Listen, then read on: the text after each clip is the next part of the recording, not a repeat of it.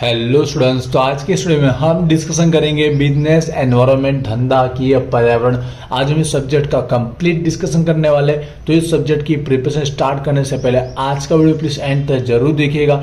सबसे पहले हम जो 70 मार्क के अकॉर्डिंग जो उसकी पेपर पैटर्न रहेगी उसको लेकर हम डिस्कशन करेंगे। हम हर एक क्वेश्चन के लिए डिटेल में देखेंगे कितने मार्क का थियोरिटिकल टॉपिक आएगा, किस तरह से पूछा जा सकता है। क्वेश्चन नंबर 5 में इस बार क्या रहेगा, इस बार हमें सारे क्वेश्चन अटेम्प्ट करने, तो कौन सी स्ट्रेटेजी के थ्रू हमको तैयारी करनी चाहिए, और इस बार के एग्जाम के लिए हर एक यूनिट में से कौन कौन से आईएमपी क्वेश्चन निकलने वाले, उन सबको लेकर भी डिस्कशन करूँ तो ये वीडियो आपके लिए बहुत ही यूजफुल रहेगा। इस वीडियो को प्लीज एंड तक देखिएगा। तो चलिए अब स्टार्ट करते हैं। पहले फटाफट हम पेपर पैटर्न की हम बात करते हैं। हमारी जो एग्जाम हो रही है वो 70 मार्क एंड 2.5 आवर टाइमिंग के साथ होने वाली है, जिसमें हमारी एग्जाम में टोटल 5 क्वेश्चन देखने को मिलेंगे और हर एक क्वेश्चन के जो टोटल मार्किंग है वो इक्वल होने वाले, मतलब 14 मार्क के टोटल 5 क्वेश्चन पूछे जाएंगे, जिससे आपके पेपर के 70 मार्क हो जाएंगे कंप्लीट। ऊपर के जो 4 क्वेश्चन रहेंगे वो एक एक यूनिट में से आने वाले हैं। अभी जो टोटल मार्क है उसको भी वो अंदर कैसे कवर करेगा उसके लिए भी आई होप आप सबको पता है। यूनिवर्सिटी को 3 ऑप्शन बताया, 14 का ऑप्शन में 14 का ऑप्शन में 7 और 7 के ऑप्शन में 7। तो यहाँ पर इस सब्जेक्ट में कौन सा अप्लाई होता है तो ध्यान से सुनिएगा, मेरे एक्सपीरियंस के बेस पर बोल रहा हूँ, और इस सब्जेक्ट के अंदर जो टॉपिक दिए गए उसके बेस पर मोस्ट ऑफ क्या अप्लाई हो सकता है। क्योंकि आप सबको पता है कि हर एक यूनिट के अंदर जो क्वेश्चन की जो क्वांटिटी है बहुत ज्यादा, बहुत ही लेंथी सब्जेक्ट है, आपने देखा है। ठीक है, हर एक में 25-26 कहीं पे 40-40 क्वेश्चन भी दिए हुए। वैसे तो मोस्ट ऑफ ये सूटेबल होता है क्योंकि हर एक क्वेश्चन का अगर वो इन्वॉल्व करना चाहता है टॉपिक को, लेकिन फिर भी मुझे जो लगता है 90% ये होने के चांसेस है 14 का ऑप्शन में 7, क्योंकि टाइमिंग के अकॉर्डिंग देखा जाए 3 आवर का टाइमिंग होता तो ये पूछ भी सकता है। क्योंकि 14 का एक क्वेश्चन पूछने से क्या होगा, अगर स्टूडेंट 14 का अटेम्प्ट करता है तो उसका टाइम सेव होता है और कम टाइम में पूरा पेपर अच्छे से लिख सकता है। नीचे 7 करके भी वो कंप्लीट कर सकता है, क्योंकि इस तरह से भी हर एक यूनिट के अंदर वो मैक्सिमम टॉपिक पूछ सकता है इसके अकॉर्डिंग। बाय चांस ये हो सकता है, बट मोस्ट ऑफ मुझे जो लगता है ना कि 14 का ऑप्शन में 7 ज्यादा सुटेबल होता है इस सब्जेक्ट में, तो इसी के अकॉर्डिंग पूछने के चांसेस ज्यादा है। बाय चांस कहीं चेंज होना तो हो सकता है, किसी एक क्वेश्चन में अलग ढंग से पूछना तो वो भी पूछ सकता है। ठीक है, आई होप आपको क्लियर हुआ होगा। ये तो होगा नहीं गारंटेड, क्योंकि हमारे टॉपिक ही इतने सारे हर एक यूनिट के अंदर। ठीक है, तो तैयारी इसी के अकॉर्डिंग कीजिएगा तो आपका काम हो जाएगा। अब हम लोग आईएमपी और स्ट्रेटेजी की बात करने से पहले क्वेश्चन पहले 5 समझ लेते हैं कि क्वेश्चन 5 में क्या होगा। देखिए 99% चांस है इस सब्जेक्ट के अंदर प्रीवियस इतने ईयर के पेपर को देखकर, वैसे मैं बोलना चाहूंगा 2019 से ही अप्लाई हुआ, 90 और 22 दो ही पेपर हुए, इसके पहले कोविड में 2 एग्जाम नहीं हुई थी। तो उसी के बेस पर और आपके सब्जेक्ट के बुक के अंदर भी देखिएगा आपको एमसीक्यू ही इस एग्जाम में देखने के चांसेस है। एमसीक्यू रहने वाले, मार्किंग आप सबको पता है, एक बार हेडलाइन रीड जरूर कीजिएगा। 2 मार्क का एक एमसीक्यू रहेगा, तो आपको 7 जितने अटेम्प्ट करने रहेंगे, दिए गए होंगे कम से कम 10 और 12 भी दिए गए हो सकते हैं। तो 12 में से 7 लिखना है, मतलब आपको जो आते हैं ना वो पहले लिखिए, आगे पीछे नंबर चलता है, बट एग्जैक्ट आपको जो याद है वो लिखिए, क्योंकि सारे कॉन्सेप्ट बेस ही आने वाले हैं, तो इजीली आप करेक्ट कर पाएंगे। क्योंकि ये 14 बहुत इंपॉर्टेंट होते हैं, हर एक वीडियो में मैंने कहा है, क्योंकि 70 में से 25 पासिंग है जो लास्ट वाले स्टूडेंट्स है, तो इसी के अकॉर्डिंग तैयारी करते हैं। अगर 40 में से 14 ले आते हैं तो आधा काम हो जाता है। तो ऊपर अगर वो क्वेश्चन अटेम्प्ट भी करते हैं तो 100% उसके अच्छे मार्क आ जाते हैं, 50% उसके मार्क आ ही जाते हैं। तो इस पर आपको फोकस करना रहेगा, लास्ट वालों को, रेगुलर वालों को। इसकी तैयारी के लिए बेस्ट यही आपकी बुक, कुमार प्रकाशन के अकॉर्डिंग बोला, बुक के अंदर आपको एमसीक्यू दिए गए उतने सारे करने ही पड़ेंगे, क्योंकि उसमें से आने के चांसेस 100% है। बाय चांस अगर आपके पास है 19 और 22 के सॉल्यूशन तो जरूर देख लीजिएगा, जिसकी तो बाय चांस इसमें से 1-2 अगर रिपीट होना है तो आपको रिपीट वाले भी देखने को मिल सकते हैं। बुक के एमसीक्यू इनफ है, आप करोगे और वैसे आप टॉपिक पढ़ोगे तो भी आपको थोड़ा बहुत उसमें समझ में आएगा, क्योंकि कहीं पे कौन से ईयर छपे हैं, कौन सी संस्था दी गई, तो थोड़ा बहुत एमसीक्यू में आपको हेल्प होगी जब आप लॉन्ग क्वेश्चन पढ़ोगे। तो आई होप इसकी क्लियर तैयारी आपको समझ में आ चुकी होगी। अब ऊपर के चैप्टर यूनिट की हम बात कर लेते हैं। आईएमपी थियरी और स्टडीज समझिएगा। आईएमपी थियरी से पहले 1-2 मिनट में कुछ बोलना चाहूंगा कि हर एक यूनिट में आप जानते हैं कम से यहाँ पे 15 है, तो कहीं पे 25 से कहीं पे 40 है, और एग्जाम 2 बार ही हुई है।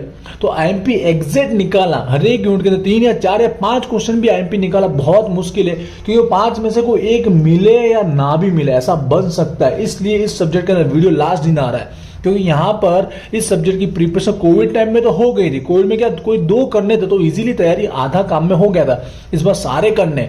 तो मेरा जो आईएमपी देने का तरीका और स्ट्रेटेजी समझिए, मैं टॉपिक आईएमपी दे रहा हूँ। टॉपिक मतलब आपको जो मुद्दा रहेगा ना, क्योंकि हर एक यूनिट में 4 से 5 मुद्दे के रिगार्डिंग क्वेश्चन दिए गए, एक मुद्दे के 3-4 क्वेश्चन दिए गए, दूसरे मुद्दे के 3-4 दिए गए। ठीक है, तो आपको मैं मुद्दा टॉपिक बता रहा हूँ, उस टॉपिक का कोई भी क्वेश्चन बन के आ सकता है। और जैसे मैं समझा रहा हूँ टॉपिक के बारे में अगर थोड़ा भी पता है और क्वेश्चन अगर अलग भी आ जाए तो भी आपको लिखना है। लिखोगे ना आपको मार्क मिलेगा, क्योंकि पेपर इतना हार्ड चेकिंग होता ही नहीं है। बस आपको उस टॉपिक के रिगार्डिंग थोड़ा बहुत भी लिखा हुआ मिला तो आपको 7 होंगे तो भी 5 मार्क मिल सकते, 14 हुआ तो भी 10 मिल सकते। थोड़ा प्रेजेंटेशन अच्छे से कीजिएगा, ठीक है। लिखने का तरीका अच्छा लिखिएगा, भले अंदर आपने टॉपिक की रिगार्डिंग का बाहर लिखा है तो भी चल जाएगा, आपने जो पढ़ा है बुक के अंदर से अदर टॉपिक का तो भी लिख सकते हो, ठीक है। तो आईएमपी में टॉपिक वाइज बता रहा हूँ, स्ट्रेटेजी भी समझ गए होंगे कि इस तरह से आपको याद करना है, ठीक है, क्योंकि क्वेश्चन बहुत ज्यादा है। ये सब्जेक्ट ही ऐसा है जिसमें आपको क्वेश्चन बहुत ज्यादा दिए, मैंने लिखा है पर ध्यान से सुनिएगा। ये मैंने आपको बोलना चाहूंगा, कुमार प्रकाशन के बेस पर नंबर लिखे, कुमार प्रकाशन के बेस पर लिखे। हो सके तो बाय चांस मैं स्क्रीनशॉट दिखाता रहूंगा कि क्वेश्चन की मैं बात कर रहा हूँ। ध्यान से देखना, एंटर में अभी टॉपिक आपको यहाँ पर डिस्कशन कर रहा हूँ कि कौन सा टॉपिक किस तरह से पूछा जाता है। 14 में पूछे थोड़ा ज्यादा लिखिएगा। एक टॉपिक है पहला यूनिट के अंदर धंधा की पर्यावरण, बिजनेस एनवायरमेंट, जिसकी स्टार्टिंग के 2 क्वेश्चन दिए गए, ठीक है। अभी क्वेश्चन किस तरह से था वो मुझे याद नहीं है, पर टॉपिक 1 और 2 पढ़ लीजिएगा। कुमार प्रकाशन के अकॉर्डिंग बता रहा हूँ, हो सके तो स्क्रीनशॉट में आपको दिखा दूंगा, और आजू बाजू आपके फ्रेंड सर्कल में कुमार प्रकाशन होगी तो आपको ये आइडिया आ जाएगा। अगर पूछने का 7 या 14 है तो ये 2 मुद्दे में से एक आने के चांसेस 100% है, ठीक है। मेरी ओर से बोला कि मुद्दे 5 से 6 फिर बोला एक तो आ जाएगा। दूसरा है पर्यावरण विश्लेषण, आपको इस यूनिट का नाम ही है पर्यावरण विश्लेषण, बिजनेस एनालिसिस। तो उसके जो टॉपिक है 9, 10, 11, 14, अंदर क्या पूछा वो मुझे नहीं पता, बट आप ये 9, 10, 11, 14 जो टॉपिक दिया, क्रम दिया गया क्वेश्चन का कुमार प्रकाशन के अकॉर्डिंग, ये पढ़ लीजिएगा, मिलने के चांसेस ज्यादा है, ठीक है।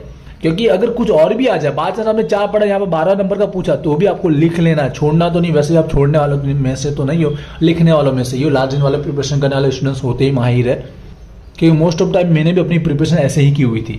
बात करें यूनिट नंबर 2 के अंदर 3 टॉपिक निकाले, सुनिएगा ध्यान से। यहाँ आई थिंक आपको क्वेश्चन तो ज्यादा लग सकते हैं क्योंकि टॉपिक दिए ही कुछ ज्यादा है, 40 जितने आसपास दिए गए, ठीक है। एक होता है हमारा स्टार्टिंग है, तो स्टार्टिंग के 2-3 तो पढ़ने चाहिए हर एक के, क्योंकि आपको इस यूनिट का कुछ पता तो चले, बेसिक तो रहे, जैसे इसका मीनिंग कुछ ना कुछ तो आइडिया आएगा। इसलिए बेसिक स्टार्टिंग के 2-3 क्वेश्चन पढ़ने आपको। एक आर्थिक पर्यावरण इकोनॉमिक एनवायरमेंट दिया है जिसका स्टार्टिंग के 2 क्वेश्चन खास पढ़ने, और तीसरा से राजकीय करके दिया हुआ है। ये 2 टॉपिक इसका है और एक राजकीय पर्यावरण का दिया गया, घटक होगा शायद, कॉम्पोनेंट होगा मोस्ट ऑफ, मुझे जहां तक याद है।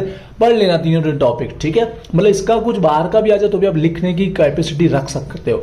दूसरा सामाजिक जवाबदारी आता है, सोशल रिस्पॉन्सिबिलिटी, स्टार्टिंग होता है 30 से लेकर 34। इसमें 3-4 टॉपिक बहुत इंपॉर्टेंट है, जिसमें से एक क्वेश्चन डायरेक्ट बन सकता है 7 मार्क का या 14 का। आप एमकॉम में पढ़ते हो ना तो इस टॉपिक को घुमा फिरा के भी पूछा जा सकता है, पर आपको याद रखना इसको समझाते हो कौन सा टॉपिक लिख सकते हैं, कौन सा मुद्दे याद है जो इस जवाब में, इस आंसर में हम लिख सकते हैं। तो एक प्रश्न क्वेश्चन भी ऐसे बना देते हैं, क्योंकि आप एमकॉम में थोड़ा एनालिसिस टाइप, विचार विमर्श वाले टाइप के क्वेश्चन बना के पूछे जाते हैं, पर आपको मुद्दे कौन से लिखने हैं उसके आंसर में वो आपको आइडिया होने चाहिए। फिर ग्राहक का टॉपिक दिया, इसमें ग्राहक का टॉपिक आने के चांसेस 100% है 7 में से, क्योंकि आपको पता भी होना चाहिए। अब वो ग्राहक के हक पूछे, अधिकार पूछे, या ग्राहक के 2-3 टॉपिक दिए 35 से 37, पढ़ लेना, आपको कुछ ना कुछ आना चाहिए। हक तो पढ़ लेना, अधिकार तो पढ़ ही लेना, ठीक है। क्लियर हो, 3 टॉपिक पढ़ लेना। टॉपिक बता, थोड़ा क्वेश्चन ज्यादा लग रहे होंगे, हो सके काम कम टाइम है तो एक मुद्दा तो पढ़ लीजिए। इसका पहला क्वेश्चन, इसका पहला कोई 1-2 तो पढ़ लेना, आवे तो आप लिख पाओगे, समझ पा रहे हो मैं किस अकॉर्डिंग स्ट्रेटेजी बता रहा हूँ। यूनिट नंबर 3 में पहले कंपनी वाला, मतलब भारतीय कंपनी धारा वाला, जिसमें कंपनी का आई थिंक ये 3 क्वेश्चन दिए। एक विसर्जन हो सकता है, मतलब कंपनी को क्लोज कैसे कर सकते हैं, एक कंपनी का ओपनिंग होगा वो कैसे हो सकता है, 2, 3 और 12, ये 3 टॉपिक पढ़ लीजिएगा, ठीक है। अगर पूछना है उसको, इस यूनिट का मेन पॉइंट है, उसमें से क्वेश्चन बना के पूछ सकता है। अगला औद्योगिक झगड़ा, जो स्टार्टिंग का बीच का टॉपिक दिया गया है, इंडस्ट्रियल डिस्प्यूट, उसमें 14-15 2 ही टॉपिक है, आप हेडिंग में देखिएगा आपको अच्छे से समझ में आ जाएगा। फिर लास्ट टॉपिक बचा है गुणवत्ता वर्तुल, थोड़ी इसके टॉपिक ज्यादा है। क्वालिटी सर्कल, क्योंकि बेसिक है, मर्यादा, सफलता, इसके फायदा, ठीक है, बेसिक वाले उपदेश, 4-5 टॉपिक ऐसे बेसिक, इसलिए आपको 6-7 दिख रहे, पर पढ़ लेना, क्योंकि 1-2 तो आने के चांसेस इसके है, 7 में से कोई एक बन सकता है। इंपोर्टेंट टॉपिक है, हल्का फुल्का आपको कुछ भी याद है तो उसका लिख पाओगे, मेरा तो यही कहना है, इसके लिए पढ़ लेना जितना हो सके उतना। यूनिट नंबर 4 की बात करते हैं, अंतरराष्ट्रीय धंधा, हमारा यूनिट का नाम ही है। तो पहला इसका नंबर 1, 2, 3 और 8, सर इसका टॉपिक भी बेसिक वाला, कार्य क्षेत्र हुआ, महत्व हुआ, उपदेश हुआ, बेसिक वाला है। 1, 2, 3 और 8 नंबर का अलग से देख लेना, आप देख लीजिए। असंगतता परिबल होगा आई थिंक, मुझे जहां तक याद है, ठीक है। हो सके तो स्क्रीनशॉट दिखाऊंगा, कुमार प्रकाशन से आपको मिल जाएगा 100%। अगला है, ये टॉपिक बहुत खास है, बहुत खास इसलिए बोल रहा हूं क्योंकि यहाँ पे 7 का 2 बनाता तो उसमें से एक इन्वॉल्व कर सकता है, क्योंकि आपको इस चैप्टर का नाम अंतरराष्ट्रीय, इंटरनेशनल है। तो इंटरनेशनल में व्यापार करने के लिए, बिजनेस करने के लिए, सुन रहे हो ध्यान से, जो संघ बनाएगा, यूनियन बनाएगा, उस यूनियन के बारे में पूछ सकता है। शायद 5 से 6 दिए गए होंगे, कोई भी यूनियन के बारे में पूछ सकता है। बोल दे अपनी मर्जी से 2 यूनियन को समझाओ, ठीक है, कोई भी 2 यूनियन को समझाओ। एक आई थिंक एक ही क्वेश्चन है, ये नंबर मुझे याद नहीं आ रहा, 47, 46 कौन सा है एग्जैक्ट, ठीक है। वो वाला टॉपिक है 5-6 दिए गए यूनियन, ये पढ़ लेना। इसमें से डायरेक्ट आपको क्वेश्चन बनता ही है, और इनडायरेक्ट बोले कोई भी 2 को समझाओ, ठीक है। 100% पढ़ना है, इसको मिस नहीं करना, 6 दिन वाले भी। और हमारा एक अलग से व्यापार जो संगठन विश्व वाला जो है वर्ल्ड ट्रेड ऑर्गेनाइजेशन, इसका बेसिस आपको पता कर लेना है। तो आई होप यहाँ से आपका कोई ना कोई एक क्वेश्चन कवर हो जाए। मैक्सिमम चांसेस है कि 2 भी हो सकते हैं। इतना पढ़ लिया तो आपको सेफली समझ लेना है, सेफ। अगर इसका आधा भी कहीं के पढ़ोगे तो भी चलेगा, ठीक है। मैंने बेस्ट कोशिश की है टॉपिक निकालने की, मोस्ट ऑफ आपको हेल्प हो सके उसके अकॉर्डिंग। आई होप क्लियर हुआ होगा। कोई रहता है क्वेरी तो मुझे कमेंट कीजिएगा। बोलना चाहूँगा इंस्टाग्राम पे जरूर फॉलो कीजिएगा। आपका जो भी लेटेस्ट सिलेबस आता है, कुछ चेंजेस हुआ, टाइम टेबल, सब वो अपडेट कर दिया जाता है। और इंस्टाग्राम के अलावा वीजी स्टडी पॉइंट एप्लीकेशन भी डाउनलोड करना आपको हेल्पफुल रहे, उस तरह से एमसीक्यू अपलोड करने की कोशिश की जाती है। अकेला मैं सब करता हूँ, इसलिए बाई चांस कुछ सब्जेक्ट के है भी जाते हैं, पर मोस्ट ऑफ मेरा ट्राई रहता है कि आपको हेल्पफुल जितना हो सके उतना मैं आपके लिए वर्क करता हूँ, ठीक है। मिलते हैं नेक्स्ट वीडियो में। Wish you all the best. Thank you.